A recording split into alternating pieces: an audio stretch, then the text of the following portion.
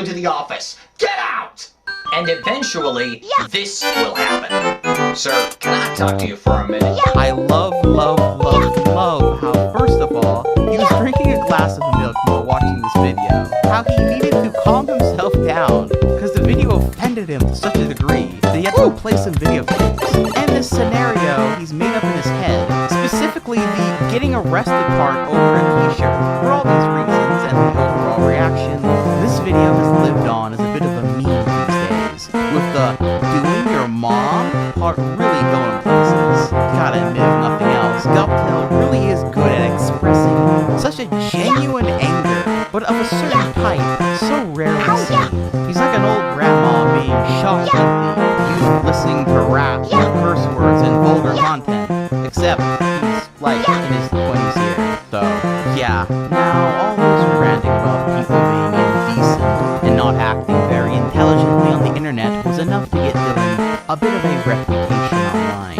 with some people agreeing with him to a degree, but most actively disagreeing with him and mocking him for acting like such an uptight schmuck. See, while now I'm not so sure what the reaction to a Dylan Guptail would be, at the time the internet was truly much more wild. People were saying whatever the hell they wanted and were free to do as they wanted to without people getting them in trouble for doing so nearly as often. And so, Dylan kind of seemed like he was trying to police what people could and couldn't say, how they could and couldn't write, how they should and shouldn't make videos. Critiquing is one thing, but he talked about it with such an air of authority that it kind of made him seem like he was being a little dictator about the whole thing. I guess the crux of it all was that he wanted people to act more mature, but failed to realize that most of the people on the internet that he was specifically complaining about were either grown adults just choosing to speak the way they want to speak, or a bunch of immature, edgy teenagers also choosing the way they wish to speak, and that you should probably be the more mature one and just ignore it. Whether you agree or disagree or don't care one way or the other, it's clear that Guptail had a firm stance on this, however, and was proudly willing to stand against the tide in doing so. In that sense, you gotta, if nothing else, respect the balls it took to so actively go against the culture of the time. Yet again, with certain films and pieces of art that have come out since his time, I tend to wonder if Dylan Guptail's words would hold more weight these days.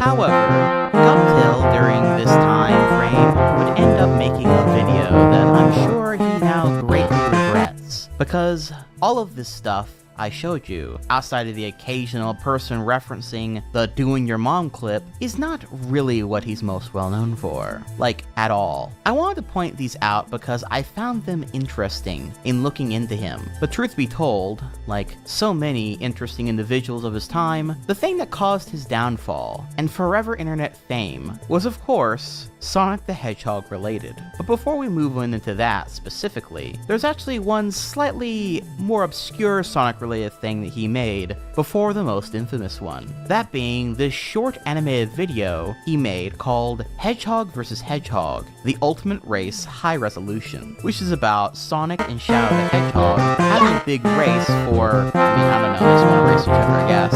But before this happens, an interesting interaction between Sonic and Amy can be seen.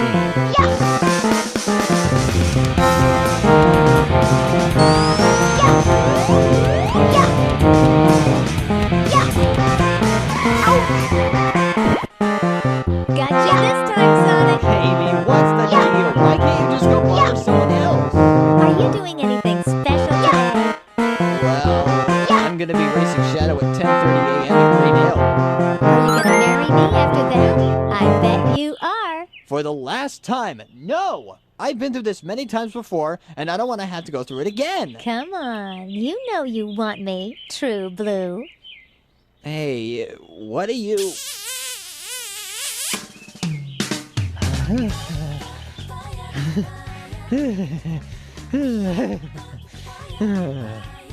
Hang on, I need to do something important. I think he likes me. You know, for someone so uptight, it makes Sonic's comment about needing to go do something important all the funnier, because many of you filthy-minded gooners might have a thought about what he meant by that, but this is not actually the case, as we then see when Sonic gets to Knuckles' house. How We Die, Harry Potter, Mockingbird.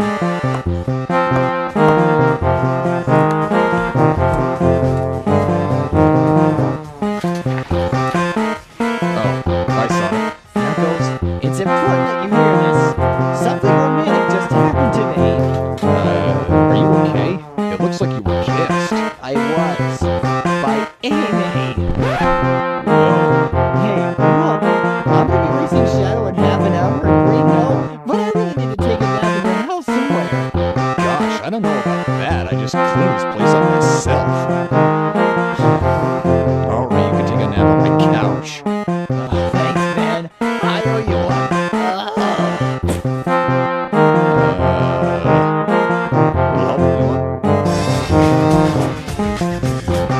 Now you might be wondering, why does Knuckles have a house? But you might also be wondering, why does Sonic, looking like he just smoked some mad pot or something, immediately read to him as having gotten kissed? And why does getting kissed make Sonic sleepy? This isn't like a thing in Sonic or in reality, so why? My only conclusion is that either this is the strange reality that Dylan Gupta believes happens when you get kissed, that you get all dopey and dumb and need to pass out from being overwhelmed or something, which I'm really sorry to say this, but is one of the most got-no version of reality I could possibly think of.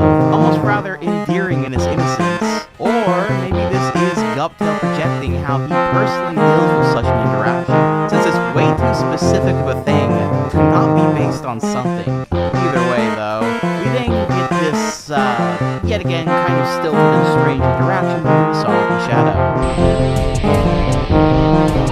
Hey there, Shadow. Oh, it's you, Sonic. Hey, I have a curious question to ask, honestly. Do you think I might be able to outrun a Harrier jet? Well, maybe if you tried hard enough. But what about you? Do you think I could outrun you? I doubt it. Oh yeah? I'll just see about that. Bring it, Blue Hedgehog. And then the two race. That's gonna get me.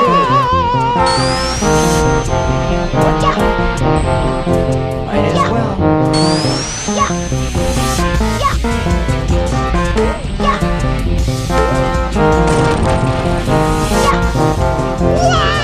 Gotta beat this guy. I wonder, did you catch up? Some people call me the fastest thing alive. Go on, keep telling yourself that. Impossible. How could I lose? What's the time, Tails? You finished in 3 minutes and 12 seconds. Yeah, I am the fastest thing alive. Uh-huh. For now. Ending this short out, there is something about this one that I really adore, and I really wish he had made more stuff like this. I wish there was an alternate reality where we got like 26 videos from him just like this, all of strange little interactions, and maybe some of the ethics and beliefs about culture that he has, about the internet going in there. Would have been premium Kino content. But anyway, he did at least make one other thing kind of similar to this several years later called Tiny Toon's Plucky Duck in Plucky's Liquid Trouble, which I'm just gonna quickly show you.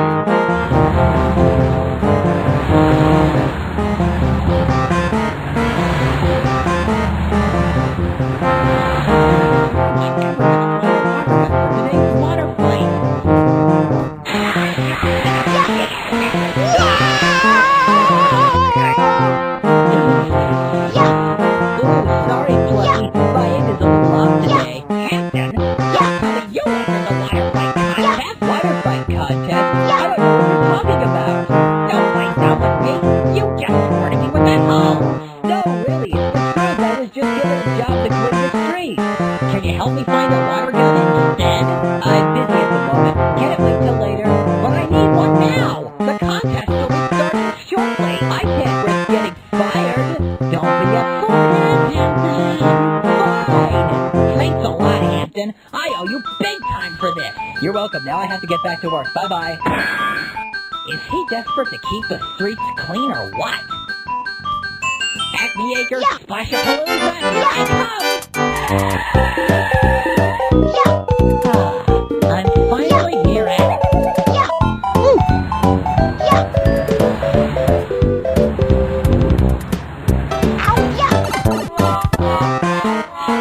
Oh, why is life so unfair to me? You get it? Because he wanted to go to a water park to use his water gun in the water gun contest, but it was canceled till the next day. You get it? It's actually really funny when you think about it. It's because he expected it was today and rushed to get his water gun, but it was actually tomorrow. He could have like taken his time, and now he's slightly inconvenienced. Talk about a laugh riot of a punchline. That's so funny. In fact, I think we gotta cut the commercial break.